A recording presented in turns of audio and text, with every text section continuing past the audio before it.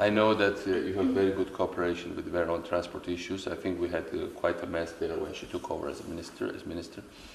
And I think we improved some of the issues. We had issues with airplane registration. We had issues with maritime education. Obviously, we were facing a situation where lots of our sailors could stay unemployed. We were facing a situation where the air companies were facing the threat of going out of business. I think we moved fast on the progress, and I think, first of all, Vera worked very efficiently, Minister of Economy, but she's very grateful for all the advice and guidance you gave her. And I think this is a very good cooperation because she's a very active person, but on the other hand, the issues that were here, I mean, they were quite messy.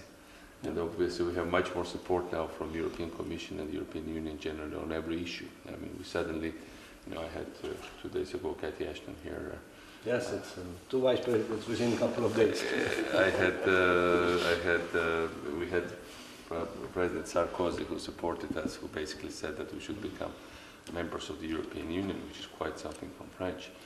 Obviously, we had the Eastern Partnership Summit, and yesterday we had historic resolution of the European Parliament. So everything together is a very, very big synergy and combination of what's happening here.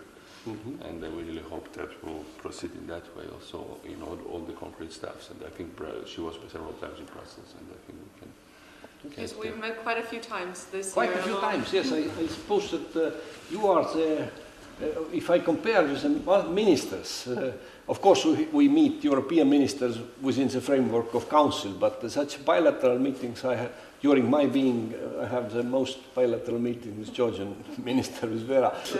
But Mr. President, I really am happy to say that, as I already said to larger audience where we had, and because Georgia is definitely the front runner in our Eastern Partnership countries, and in transport areas this is aviation which counts most, and in aviation we concluded comprehensive air service agreement, which is a very big and very difficult agreement because of course there are a lot of fears of competition, but not so much, and all this simply we started negotiations with Ukraine much earlier, but with Ukraine it is still not finished, and we now have a mandate to negotiate with Azerbaijan.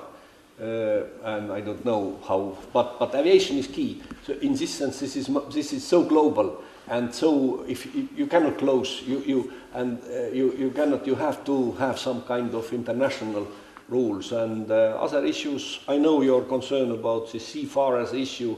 Oh, that's again what we can do. We will do, but there is no big political interference. It is simply. But I think that it's now going as planned, so there will be new certificate, and there will be inspections as member states initiate the inspections, and Georgia is ready. For instance, in town of Batumi, we have, I think, like 8,000 people. 18,000. 18,000 altogether employed in as sailors, and this is city. Basically, it's every 7th person there, and it is the main core of the economy. So, because of all kind of messy situation in previous decades. I mean, since the early 90s, it really it piled up, and then finally Vera had to encounter a situation when they might be losing their positions or get some kind of risk. So it's a really big social issue. It's not just, for us a technicality. We really care about the issues of that people there.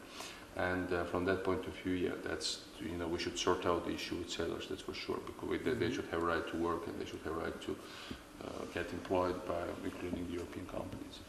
And we'll do our best to...